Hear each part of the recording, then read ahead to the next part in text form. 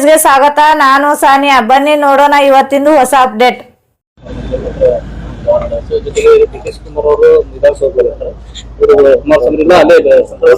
ಬಿಡದಿ ವಿಚಾರದಲ್ಲಿ ಈಗ ಕುಮಾರಸ್ವಾಮಿ ಅವರು ಅಧಿಕಾರದಲ್ಲಿ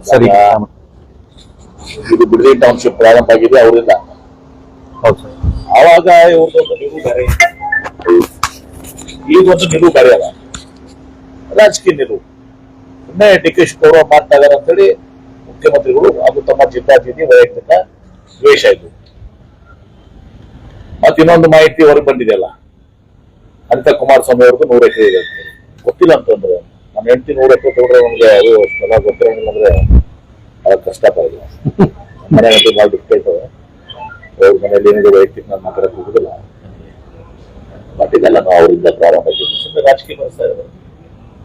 ಗೊತ್ತಿದ್ದು ಮತ್ತೆ ಅವ್ರೇನು 100 ಎಕರೆ ತಗೊಂಡಿದಾರೆ ಅಂತ ಅದು ಬಿಡಿ, ಅದು ಒಂದು ಬಗ್ಗೆ. ಇವ್ರ ಕಾಲದಲ್ಲೆಲ್ಲ ಆಗಿತ್ತಲ್ಲ, ಅದು ಬಿಡಿ ಇಲ್ಲ ಸರ್. ಅವಾಗ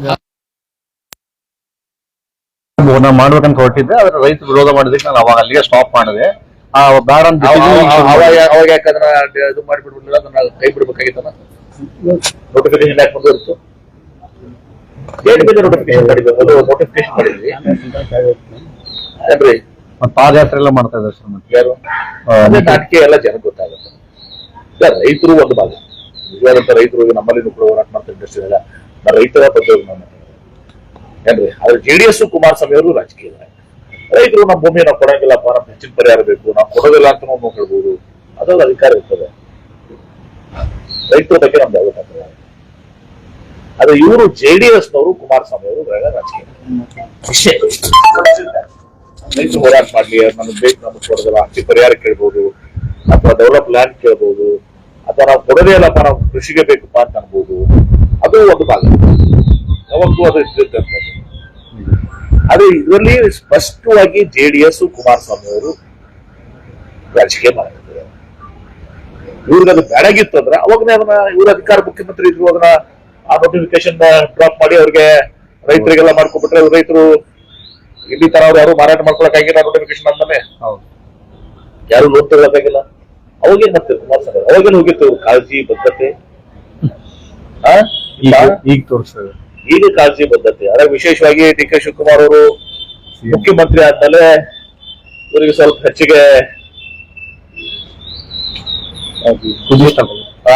ಸ್ಟಾರ್ಟ್ ಆಗಿದೆ. ಯಾಕಂದ್ರೆ ಗೊತ್ತಲ್ಲ, ಯಾಕಂದ್ರೆ ನಮ್ಮ ಒಂದು ಸಮಾಜದಲ್ಲಿ ಬೇರೆ ಯಾರು ಬೆಳಿಬಾರ್ದು, ಮೊನೋಪಲಿ, ನಮ್ಮ ಮೊನೋಪಲಿ ಇತ್ತು, ಆ ಮೊನೋಪಲಿ ಹೋಗ್ತದೆ ಅಂತ ಹೇಳಿ ಇಷ್ಟೇ ರಾಜಕಾರಣ ಇದೆ. ಸರಿ, ಸರ್ಕಾರಕ್ಕೆ ಮತ್ತೆ ಸರ್ ಈಗ ಜನ ಅರ್ಕೊಂಡಿದ್ದಾರೆ, ಜನ ಜಾಡ್ರದಲ್ಲ. ಅವ್ರು ಗೊತ್ತಿದೆ JDS ನವರು, ಕುಮಾರಸ್ವಾಮಿ ಅವರು JDS ನವರು ಏನ್ ಮಾಡಿದ್ರೆ ಎಲ್ಲ ಗೊತ್ತಿದೆ.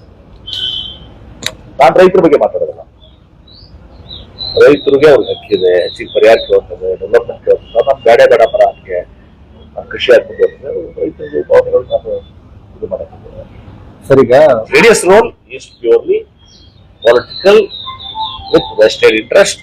ನಾವು ಇದ್ದಾಗ ಏನು ಮಾಡಲಾರ್ದೆ ಈಗ ಬಂದು ಉಪದೇಶ ಹೇಳುವಂತ ಕೆಲಸ ಮಾಡ್ತಾರೆ, ರಾಜಕೀಯ ಮಾಡ್ತಾ ಇದ್ದಾರೆ, ಸ್ಪಷ್ಟವಾಗಿ ರಾಜಕಾರಣ ಮಾಡ್ತಾರೆ. ರೈತರ ಜಮೀನ ಒತ್ತುವರಿ ಮಾಡ್ಕೊಳ್ಳಿಕ್ಕೆ KIDB ಏನ್ ಕಾನೂನು ಇದೆ ಅದನ್ನ ದುರ್ಬಳಕೆ ಆಗ್ತಾ ಇದೆ. ಅಂದ್ರೆ ಕೆಲವೊಂದ್ ಕಡೆ ಈಗ ನಾವು ಜಾಗ ತಗೊಳ್ಳೋದು, ಒಂದ್ ಹೆಂಗೆ 70% ರೈತ ಕೊಟ್ಟು ಕಡೆ ತಗೊಳ್ಳೋದು, ಇನ್ 30% KIDB KIDB ಹಂಗಾಗೋದಿಲ್ಲ. KIDB SUC ಅಂತ ಇರ್ತದೆ. ಆ SUCಯಲ್ಲಿ ಒಂದು ದಿವಸ ನಾವು ಏನ್ ಮಾಡ್ಬೇಕಂದ್ರೆ 70% 30% ಮಾಡ್ತಾರೆ. ಅವ್ರು ತಪ್ಪು ಮಾಡ್ಬೇಕಾಗ್ತದೆ. ನಾನು ಕೊಟ್ಟಿದ್ದೆ ರೇಟ್ ಎಷ್ಟು ಅಂತ ನಮ್ಮ ರೈತರಿಗೆ. ಬಿಜಾಪುರ ಜಿಲ್ಲೆಯಲ್ಲಿ ನಾನು ರೈತರಿಗೆ ಅವ್ರಿಗೆ ನಾನು ಮತ್ತೊಂದು ಕಡೆ ಭೂಮಿ ತಗೊಳ್ಳುವಂತ ಶಕ್ತಿಯನ್ನು ಕೊಡಿಸ್ತೇನೆ. ಪರಿಹಾರ ಈಗಾಗಲೇ ನನಗನ್ಸ್ಬಿಟ್ಟಿಗೆ 25 ಲಕ್ಷ ಮತ್ತು ಕೊಟ್ಟಿದ್ದೀವಿ. ಅದರಲ್ಲಿ 2 ಲಕ್ಷ ರೂಪಾಯಿ ಕೊಟ್ಟಿದ್ವಿ. ನಾವು ನೀರಾವರಿ ಮಾಡಿದಾಗ 15 ಲಕ್ಷಕ್ಕೆ ಹೋಗಿತ್ತು. ಈಗ ಅದು ಕೂಡ 15 20 ತರ ಮ್ಯಾಕ್ಸಿಮಮ್ ಇದೆ. 25 ಕೊಟ್ಟಿದ್ದೀವಿ ನಾವು. KIDB ಎಲ್ಲೂ ದುರ್ಬಳಕೆ ಆಗ್ತಾ ಇಲ್ಲ ಅಂತ ಅದನ್ನ ಕೆಲವೊಬ್ರು ಆಡಳಿತ ಇಂಡಸ್ಟ್ರೀಸ್ ಬರುವಾಗಂದ್ರೆ ಸ್ವಲ್ಪ ಅದನ್ನ ಆಗ್ತದೆ. ಈಗ ಇಂಡಸ್ಟ್ರಿ ಬರಬೇಕು, ತಿರುಗುದಿ ಅದನ್ನು ಕೂಡ ನಮ್ಗೆ ಮಾಡ್ಬೇಕು, ಇಂಡಸ್ಟ್ರಿ ಬರ್ಬೇಕು. ಯಾಕಂದ್ರೆ ಈಗ ನಮ್ಮ ಬೆಳಗಾವಿ ನೋಡಿ ಕನಗಲ ಅಂತ ಏನಿದೆಲ್ಲ ಅವಶ್ಯಕತೆ ಕರ್ನಾಟಕ ಮಹಾರಾಷ್ಟ್ರ ಬಾರ್ಡರ್ ಸ್ವಲ್ಪ ಜಾಸ್ತಿ ಡಿಮ್ಯಾಂಡ್ ಇದೆ. ಬಾರ್ಡರಿಂಗ್ ಇದೆ.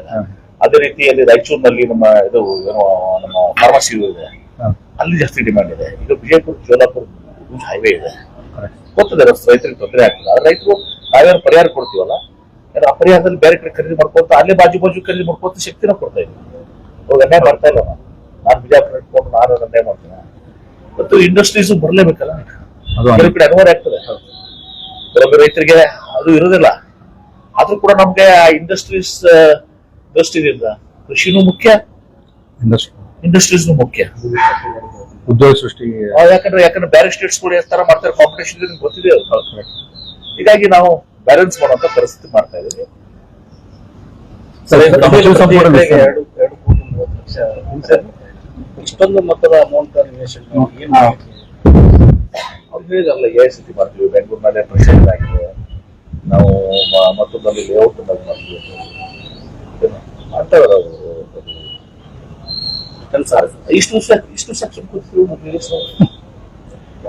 ವರ್ಷ ಆಯ್ತು ನನಗೆ ಅನ್ಕೊಂಬಟ್ಟಿಗೆ. ನೆಕ್ಸ್ಟ್ ಒಳಗಡೆ ಯಾವಾಗ ಏನೇನಾಯ್ತು ಇಷ್ಟು ದಿವಸ ಕಣ್ಮುಚ್ಕೊಂಡು ಕುತ್ಕೊಂಡು, ಈಗ ಅವಾಗ DLF ಬಿಡುದಿ ಸೇರು ಸ್ಟಾರ್ಟ್ ಮಾಡಿದ್ರೆ ಇವರೆಲ್ಲ ಸ್ಟಾರ್ಟ್ ಮಾಡಿದ್ರು. ಸರ್, ಸಚಿವ ಸಂಪುಟ ವಿಸ್ತರಣೆಯಲ್ಲಿ ಈ ಬಾರಿ ಹೊಸಬರಿಗೆ ಕೊಡಬೇಕು ಅಂತ ಹೇಳಿ DK ಶಿವಕುಮಾರ್ ಆಸೆ ಇದೆ. ಆದ್ರೆ ಯಾಕಂದ್ರೆ ಹಿರಿಯ ಹೈಕಮಾಂಡ್ಗೆ ನೋಡಿ, ಒಂದು ಸಚಿವ ಸಂಪುಟ ವಿಚಾರದಲ್ಲಿ ಹೈಕಮಾಂಡ್ ಅಂತಿಮ. ಹೈಕಮಾಂಡ್ ಯಾರಿಗೆ ಕೊಡ್ಬೇಕಂತಂದ್ರೆ ಏನ್ ಕೊಡ್ಬೇಕಂತ ಹೈಕಮಾಂಡ್ ನಿರ್ಧಾರ ಮಾಡ್ತಾರೆ.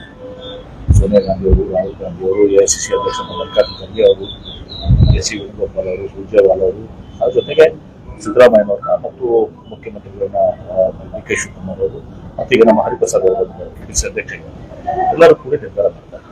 ಅವ್ರು ತಮ್ಮ ಅಭಿಪ್ರಾಯ ಹೇಳಿದ್ದಾರೆ. ಅಂದ್ರೆ ಹೊಸಬರಿಗೆ ಆ ವಿಚಾರದಲ್ಲಿ ಹುಡುಗು ಕೊಡಬೇಕು, ಹಳಬರಿಗೂ ಎಕ್ಸ್ಪೀರಿಯನ್ಸ್ ಬೇಕು, ಎರಡೂ ಮಿಶ್ರಣ ಆಗ್ಬೇಕಿಲ್ಲ ಅಂತಲ್ಲ. ನಾನು ಮಾತ್ರ ಸ್ಪಷ್ಟವಾಗಿ ಹೇಳಿದ್ದೀನಿ, ವಿಜಯಪುರ ಜಿಲ್ಲೆಗೆ ಇನ್ನೊಂದು ಮಂತ್ರಿ ಸ್ಥಾನ ಬೇಕು. ಅದು ಯಾರು ಕೊಡ್ಬೇಕು, ಏನ್ ಕೊಡ್ಬೇಕು ಹೈಕಮಾಂಡ್ ಇರೋಲ್ಲ, ಅದು ನನ್ನ ಕಡೆ ಇರೋದಲ್ಲ.